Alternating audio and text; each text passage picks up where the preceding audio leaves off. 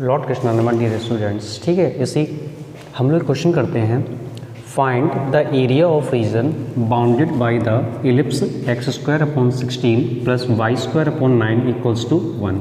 तो अब देखिए क्वेश्चन करते कैसे हैं। सबसे पहले आप एक चीज़ सुन लीजिए, यहाँ पे इस क्वेश्चन को करने से पहले एक फॉर्मूला अपने पास है जो बहुत इंपॉर्टेंट है। ये फॉर्मूला आप लोग अच्छे से याद कर लीजिएगा।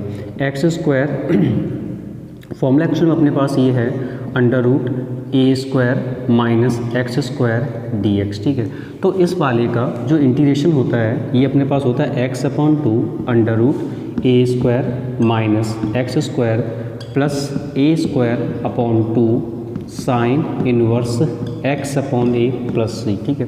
इस फॉर्मूले को आप लोग अच्छे से ध्यान रखिए क्योंकि ये फॉर्मूला बहुत ज़्यादा यूज होता है हमारे इस चैप्टर एप्लीकेशन ऑफ इंटीग्रल में। √a² - x² का इंटीग्रेशन ये होता है। अब अपने हम लोग क्वेश्चन पे आते हैं। तो क्वेश्चन में हमारे पास देखो कर्व क्या दे रखा है, x² / 16 + y² / 9 = 1। अब जैसे कि आप लोगों ने साफ साफ क्वेश्चन में लिखा है ये एलिप्स शो कर रहा है, तो अब हमें ये तो क्लियर होगा कि एक्चुअल में एलिप्स है। बट ये जो एलिप्स है वो कैसा बनेगा, मतलब ये एलिप्स इस तरीके से बनेगा हॉरिजॉन्टल या इस तरीके से बनेगा वर्टिकल। तो ये अब हमें कैसे पता चलेगा, तो प्रीवियस क्लासेस में सिखा चुका हूँ कि जिसके अपॉन में बड़ी वैल्यू होगी एलिप्स उसी एक्सिस के अलॉन्ग बनेगा। जैसे कि यहाँ पे x के नीचे 16 है, y के नीचे कितना लिखा हुआ 9।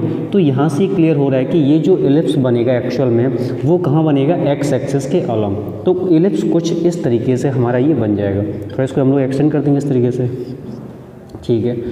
अब इस बात देखो यहाँ पे, अब ये पता करना है एक्चुअल में ये पॉइंट कितने होंगे, ये वर्टिसेस अपने पास कितने होंगे। देखो यहाँ पे 16 है, अगर हम लोग कंपेयरिंग करके निकालेंगे तो ये आ जाएगा 4,0, ओके, और इधर हो जाएगा -4,0।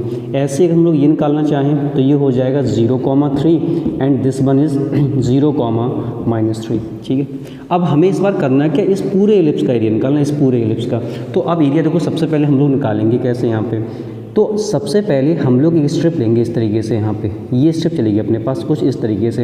अब एक चीज़ आप लोग नोटिस करना, ये जो एरिया, ये एरिया, ये एरिया और ये एरिया एक्चुअल में तीनों ही क्या हैं, एक जैसे ही हैं। तो हम लोग करेंगे क्या, सिर्फ इस वाले पार्ट कैसे OAB, सिर्फ OAB पार्ट का निकालेंगे और उसमें हम लोग 4 से मल्टीप्लाई कर देंगे तो हमारे पूरे एलिप्स का एरिया निकल आएगा, ठीक है भाई। तो अब इसमें सुनो यहाँ पे एरिया = अब बात को सुनना, इस स्ट्रिप कहाँ से निकालें, 0 से लेके 4 तक, 0 से 4, ठीक है।